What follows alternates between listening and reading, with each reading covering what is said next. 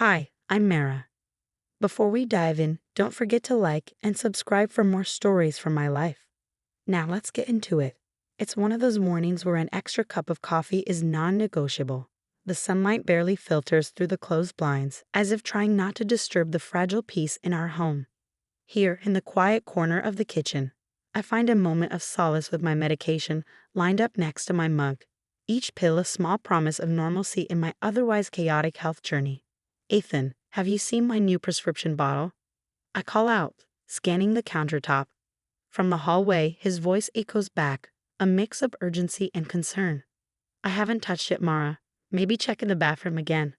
His suggestion sends me on a fruitless search through our small, cluttered apartment. Bathroom cabinets, bedroom nightstands, even under the couch.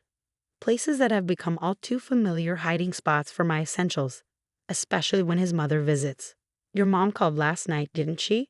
I ask, my voice heavy with more than just curiosity as I confront Ethan in the living room.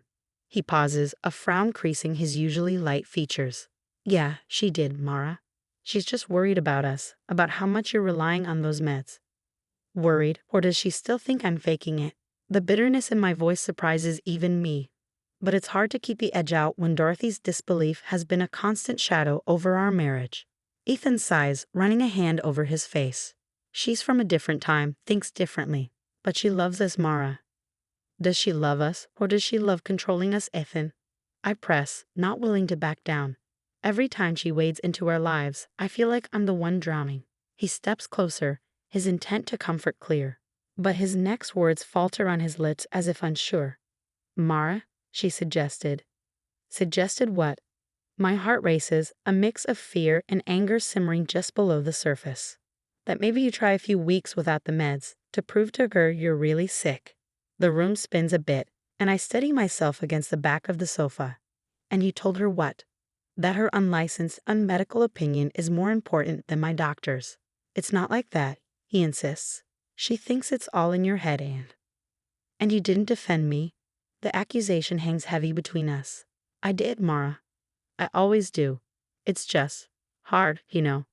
His plea is sincere, his conflict obvious, but it's not enough to soothe the sting of betrayal. Hard for you or hard for me? I challenge, the pills in my hand, now a symbol of the battles I face, both seen and unseen, because right now it feels like I'm fighting this on my own. Ethan's shoulders slump, his usual resolve melting under the weight of our reality. I'm sorry, Mara. I'll talk to her again. I'll fix this. As he leaves for work, the promise lingers but does little to quell the turbulence left in his wake. I turn back to my pill organizer, the neat rows of capsules now blurred through the tears welling in my eyes. Here, in the quiet aftermath of our morning skirmish, I brace myself for the upcoming medical review and the ever-looming presence of Dorothy in our lives. Her skepticism a constant echo in our conversations. But as I stand resolute, I know this. I will fight for my health, with or without their belief. Because in this battle, the truest victory is survival, and I intend to survive. You didn't. Please tell me you didn't just throw them away. I say, my voice a mix of disbelief and rising panic. I had to, Mara. Mom was so certain. You know how she gets. She thought if you went without them and nothing changed, she'd see she was wrong. Ethan's words tumble out in a rushed whisper, his face a portrait of regret. And you thought gambling with my health was the way to prove a point to your mother. The room feels colder, the walls inching closer as my heart hammers against my ribs. It's not like that. I just wanted peace, Mara, for all of us. He reaches out, but I step back, my trust fraying like worn fabric. Peace? By making me stick. You call that peace, Ethan? My laugh is hollow bitter as I back away from him. I'm sorry, I didn't think. No, you didn't think. That's exactly right. My words slice through the tense air, my anger sharpening them like knives. And now, without my meds, I'm spiraling. Do you get that? Spiraling, Ethan. He sinks into the couch, his hands buried in his hair, the weight of his choice pressing down on him visibly. I can fix this. I'll get new ones, talk to the doctor, whatever it takes. And what about her, Ethan? What about Dorothy? When do you stop letting her puppeteer our lives? My question hangs heavy between us, loaded with years of her interference. I don't know. Well, think fast, because I'm not going to sit around being your mother's experiment. I'm pacing now, each step releasing a fraction of the storm inside me. The next day, while Ethan's at work, I find the old tape recorder, dusty but functional. It feels deceitful, underhanded even. But what choice do I have? I tuck it into the lining of my purse, a small bulge of betrayal and necessity. At dinner, Dorothy is all smiles and passive-aggressive jabs. Feeling better today, dear? You look, well, the same. Her eyes gleam with unspoken accusations. Funny, isn't it? How some illnesses don't have faces. You never know the battle someone's fighting just by looking at them. My tone is casual, but my fingers twitch around the purse strap. Oh, I can imagine, Dorothy says, her voice dripping with false sweetness. So many people these days cling things just for attention. Not that I'm saying you are, dear, but it does make you wonder. Her words are sugared poison. It does make you wonder who you can really trust. I reply, my voice steady as the recorder silently captures every venom-laced word. Trust is important, you know. Ethan trusts me. He knows I only want what's best for him, for you both. Her voice is too smooth, too calculated. And what you think is best is what matters, right, Dorothy? Even if it's not actually what's best for us? I challenge, steering the conversation like a pilot navigating stormy skies. Well, I am his mother. Who knows him better than me? Her laugh, light and chilling, fills the dining room, the recorder catching every bit of condescension, manipulation, and her blatant disregard for my well-being. Dinner with Dorothy is a masterclass in endurance, each course served with a side of insinuations. Really, Mara, all these medications, it's more mental, don't you think? A crutch, she says, her voice syrupy sweet, her words dipped in venom. Sometimes what we perceive as mental is just misunderstood. I counter smoothly, my fingers brushing against the recorder, ensuring it's still capturing every word. Oh, misunderstandings are common in families. But we're family now, aren't we? We can be honest here. A smirk plays on Dorothy's lips, the kind that tells me she's enjoying this far too much. Honesty's a two-way street, I reply, keeping my voice steady despite the pounding of my heart. The meal drags on, with Dorothy dancing around her true intentions, veiling her digs and fox concern. But as we linger over dessert, her guard drops just enough, coaxed by the false security of the familial setting. Ethan told me he helped you cleanse from those pesky pills. It's for the best, really, you'll see. Everyone will see soon enough that you've been just fine without them. Her grin is all teeth, no warmth. I feel a cold shiver down my spine, but I maintain my composure. And if I'm not just fine, I ask, my tone deceptively calm. Then I suppose you'll have proven me wrong, but we both know that won't happen, Dorothy. Her confidence is infuriating, but it's exactly what I need on tape. The next morning, my body betrays me. The lack of proper medication takes its toll, leaving me writhing on the floor, clutching my chest, gasping for breath. Ethan finds me, panic etched across his face as he dials for an ambulance. His mother's theories are far from his mind in the face of stark reality. In the sterile white of the hospital room, hooked to monitors and IVs, I make my plans. The recording is safe, tucked away, a silent ace up my sleeve. Ethan sits beside me, his eyes hollow with worry. I can't believe this happened, Mara. I should have never listened to her, he says, his voice breaking, laden with guilt. We can't change the past, but we can affect the future. It starts with facing the truth together. I reach for his hand, the recorder now burning a hole in my purse, metaphorically speaking. What do you mean?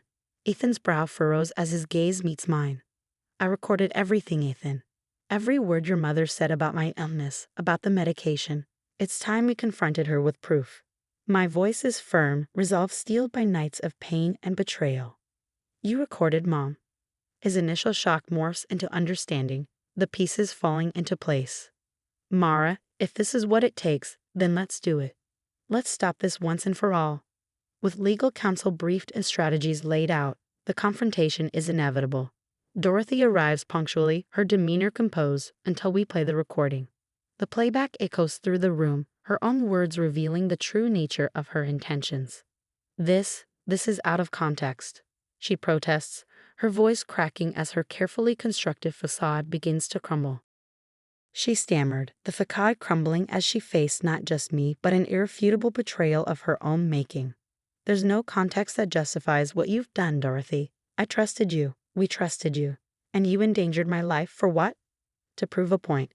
Ethan's voice was steady, but the disappointment was palpable.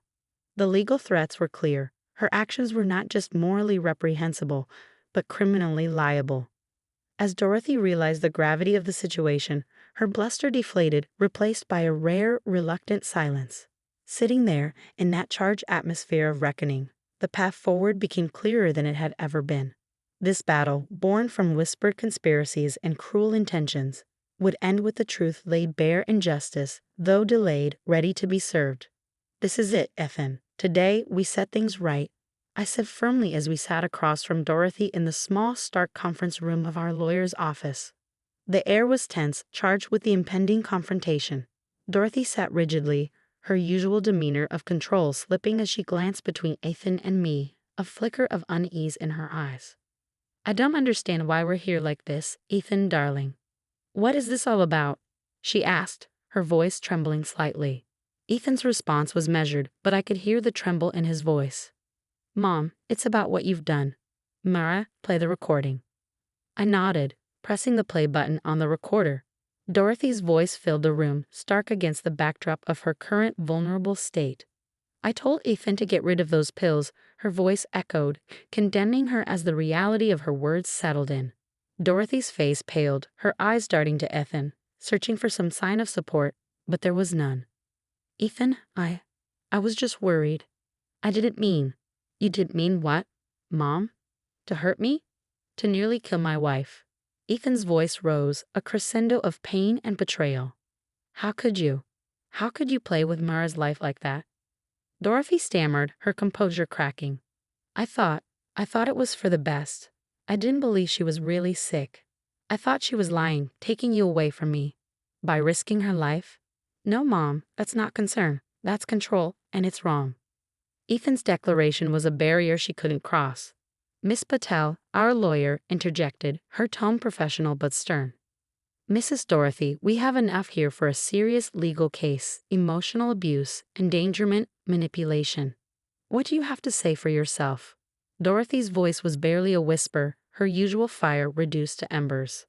"I am sorry. I was wrong. Can we fix this?" "Sorry doesn't change what you did. We're moving forward with the charges," I said, not out of vengeance but out of necessity. The need for accountability was crystal clear. The legal discussions that followed were a blur, with terms like settlement and restraining orders tossed around. Dorothy agreed to a settlement, the terms strict and non-negotiable. She was to pay for all medical expenses and damages, a financial acknowledgement of her physical and emotional trespasses. As we left the office, Ethan took my hand, his grip tight. "Mara, I'm so sorry for everything, for not standing by you sooner. It's going to take time, Ethan. A lot of it. But today was a good first step." I replied, my words not just for him, but for myself as well, a reminder of the path forward. "I know, and I'm here for all of it. We'll rebuild together." Ethan's promise rang with a sincerity that had been missing before. The weight of his mother's influence finally lifted.